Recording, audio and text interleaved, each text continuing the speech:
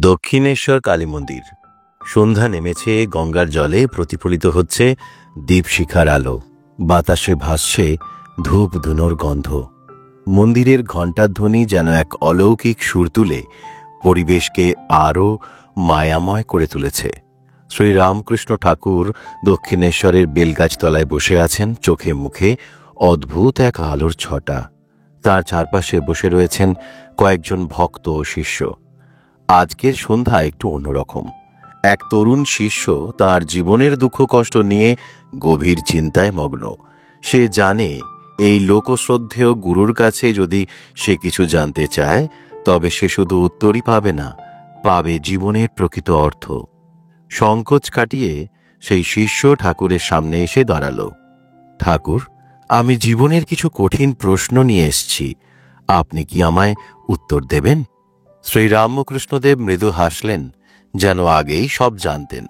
চোখ তুলে তাকালেন শিষ্যের দিকে। তার দৃষ্টিতে এক অপার ভালোবাসা। বললে, কি জানতে চাস? শিষ্য গভীর শ্বাস নিল। ঠাকুর, অনেক মানুষকে দেখি জ্ঞান নেই, বুদ্ধি নেই, তবুও অহংকারে ভরে থাকে। কেন এমন হয়? শ্রীরামকৃষ্ণদেব হেসে বললেন, মূর্খের অহংকার ঠিক সেই কলসির মতো, যা ভিতরে ফাঁকা কিন্তু বাইরে প্রচণ্ড শব্দ তোলে। শিষ্য কিছুটা অবাক হয়ে তাকিয়ে রইল। ঠাকুর হাত বাড়িয়ে সামনের একটা শুকনো নারকেল তুললেন। এই নারকেলটা দেখ, ভিতরে জল নেই, তাই এটা খুব সহজেই নড়ে যায়। কিন্তু যদি এটা পরিপূর্ণ হতো, তবে সহজে নাড়াতে পারতিস না। তারপর বললেন, যে সত্যিকারের জ্ঞানী সে কখনো অহংকার করে না। ঠিক যেমন নদীর গভীর জলে কখনো শব্দ হয় না, কিন্তু অগভীর জল ততটাই বেশি ছলছল করে। শিষ্য অবাক হয়ে গেল। শিষ্য আবার প্রশ্ন করল, ঠাকুর, শক্তিমান লোকেরা কি দুর্বলের সাহায্য নিতে পারে, নাকি এটা দুর্বলতার লক্ষণ? শ্রীরামকৃষ্ণদেব বললেন, এখন যদি একটা ছোট্ট মাছি এসে বসে তোর চোখের পাতায়, তুই নিজে সেটাকে সরাতে পারবি? শিষ্য একটু বিভ্রান্ত হল। ঠাকুর হাসলেন, না, পারবি না। তোর যতই শক্তি থাকুক, তোকে হাত দিয়ে সেটা সরাতেই হবে। দেখলি তো, কখনো কখনো সামান্যতম কিছুর জন্য বড় শক্তিমানকে দুর্বলের সাহায্য নিতে হয়। জগতে কেউই পরিপূর্ণ নয়, তাই কারো না কারো সাহায্য আমাদের লাগেই। গরিবের দানও রাজাকে বাঁচাতে পারে। শিষ্য মাথা নত করল। সত্যি তো। শিষ্য আবার তৃতীয় প্রশ্ন করল, ঠাকুর, অনেকে বলে ধর্মের কল বাতাসে নড়ে, এর প্রকৃত অর্থ কি? ঠাকুর মুচকি হেসে বললেন, একটা উদাহরণ দিই। এক ধনী ব্যবসায়ী এক ব্রাহ্মণকে ঠকিয়ে টাকা কেড়ে নিল। ব্রাহ্মণ কাঁদতে কাঁদতে বলল, দেখ, আমি তোকে অভিশাপ দিচ্ছি না, কিন্তু ধর্মের বিচার একদিন ঠিক হবেই।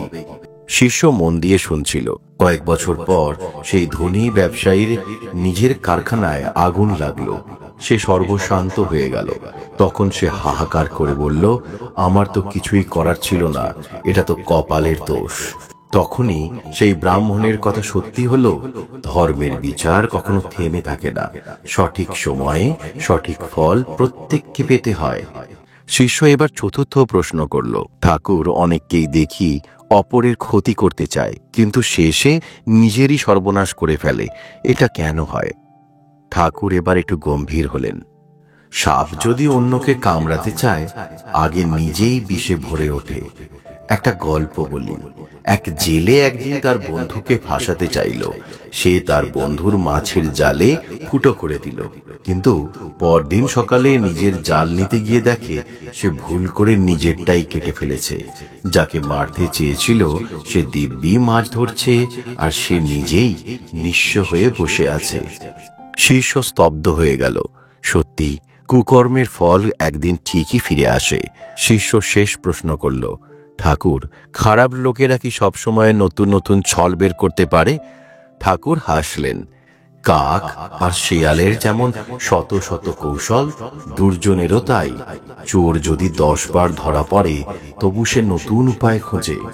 একবার এক দুষ্টু লোক এক সাধুকে বলল, আমার ভুল হয়ে গেছে, আমি ভালো হতে চাই। সাধু তাকে বিশ্বাস করলেন, কিন্তু কিছুদিন পর দেখা গেল সে আবার পুরনো পথেই ফিরে গেছে। শিষ্য প্রশ্ন করল, তাহলে কি করা উচিত? ঠাকুর বললেন, সাপকে দূর থেকেই নমস্কার করাই ভালো। শিষ্যের চোখে জল এলো। সত্যি কত বড় বড় শিক্ষা, অথচ আমরা বুঝতেই চাই না। ঠাকুর হাসলেন, এই 5টি সত্য মনে রাখ, জীবন কখনো তোকে পথভ্রষ্ট করবে না। গঙ্গার ধারে তখন সন্ধ্যার আলো, বাতাসে বাজছে ঘণ্টার সুর, আর শিষ্যের হৃদয় গভীর ভক্তিতে ভরে উঠল। মা সারদা বলতেন, যদি কখনো বিপদে পড়ো, দুঃখে পড়ো, আমার নাম স্মরণ করো, আমি রক্ষা করব। মা সারদার প্রতি ভক্তি ও বিশ্বাস বাড়ানোর জন্য একটি সহজ মন্ত্র, ওম মহালক্ষ্মী চ বিদ্মহে বিষ্ণুপত্নী চ ধীমহি তন্নো লক্ষ্মী প্রচোদয়াৎ। জয় মা সারদা, করুণাময়ী মা, আমাদের সকল কষ্ট দূর করো। এটি প্রতিদিন রাতে শুতে যাবার সময় চোখ বন্ধ করে 7 বার জপ করলে মনে শান্তি আসে, দুঃখ দূর হয় এবং মা সারদার কৃপালাভ সম্ভব। ঠাকুর একদিন বলেছিলেন, একজন ভক্ত নদীর ধারে বসে কাঁদছিল।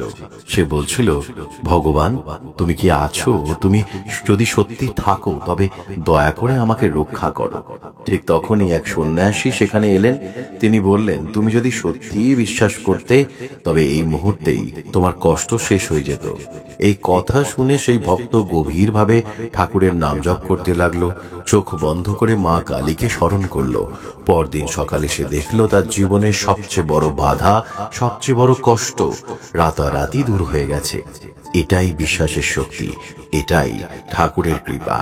কিভাবে জপ করবে? রাতে বিছানায় শুয়ে চোখ বন্ধ করে মা সারদা ও ঠাকুরকে স্মরণ করে মন থেকে সব দুঃখ হতাশা সরিয়ে রেখে একাগ্র চিত্তে মন্ত্রটি 7 বার জপ করো। নিজের জীবনের সমস্ত কষ্ট, যন্ত্রণা, অভাব, অশান্তি সব কিছু ঠাকুরের চরণে সমর্পণ করো। বিশ্বাস রাখো, আগামী 24 ঘন্টার মধ্যেই তোমার জীবনে সুখের এক নতুন অধ্যায় শুরু হতে চলেছে। সুধামা শ্রীকৃষ্ণের ছোটবেলার বন্ধু। দারিদ্র্যের কষ্ট তাকে শেষ করে দিয়েছিল, কিন্তু কখনো মুখ ফুটে বলেনি কিছু। একদিন তার স্ত্রী বলল, কৃষ্ণ তো আমাদের বন্ধু, তার কাছে সাহায্য চাও না কেন? অনেক দ্বিধা নিয়ে সে গেল কৃষ্ণের কাছে, হাতে শুধু এক মুঠো চিড়ে।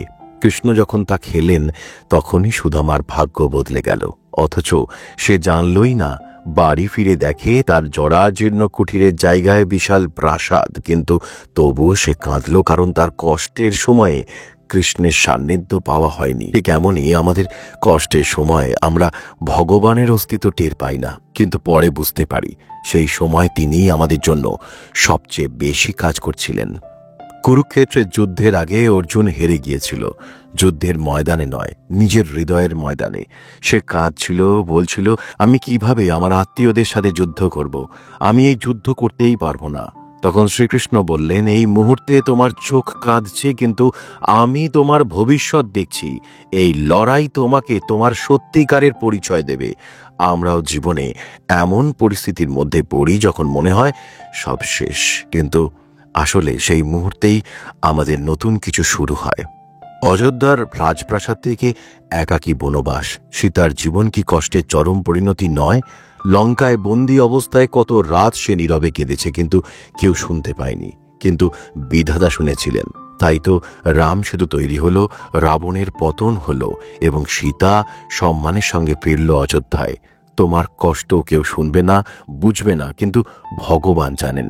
তিনি সব দেখছেন, সব লিখছেন, আর যখন সময় আসবে তিনি তোমার জন্য নতুন পথ খুলে দেবেন। না, কষ্টের শব্দ কখনোই নীরব নয়।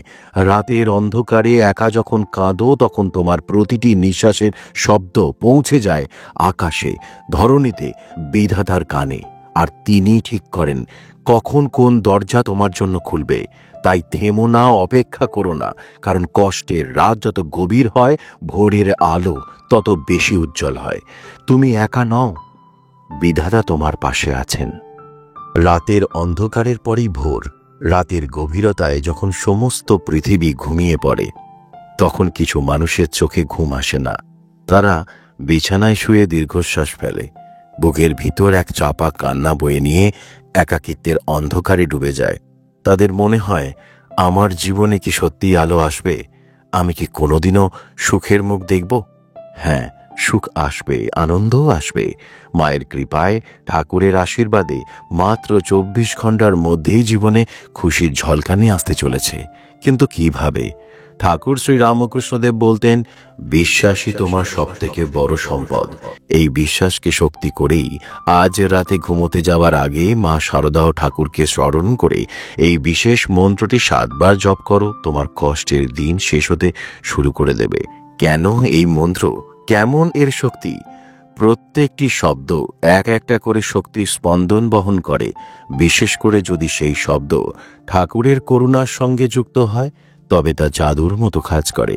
মা শারদা বলতেন, যখন সত্যিকারের বিশ্বাস থেকে ডাকবে, তখনই মা ছুটে আসবে। তাই এই মন্ত্র কোনো সাধারণ শব্দ নয়, এটি মা শারদার আশীর্বাদের এক সেতু বন্ধন, যা তোমার সমস্ত অন্ধকার সরিয়ে দেবে। মা শারদা বলতেন, যে আমার উপর ভরসা রাখে, আমি তাকে কখনো একা ফেলে রাখি না।